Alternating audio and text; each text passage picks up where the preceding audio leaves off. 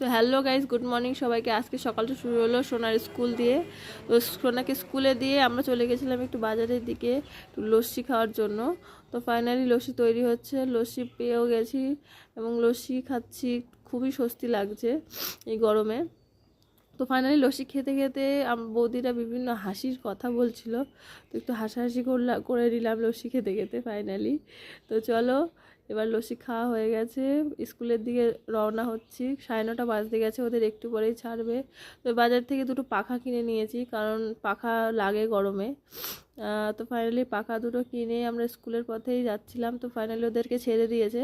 আজকে স্কুল ছুটির পরে দেখছি ওদেরকে গ্লুকন-ডি দিচ্ছে স্কুল থেকে। বাচ্চাদের তো গরমে যাতে নাজেহাল হয়ে গেছে ওরা, মনে হচ্ছে দেখে।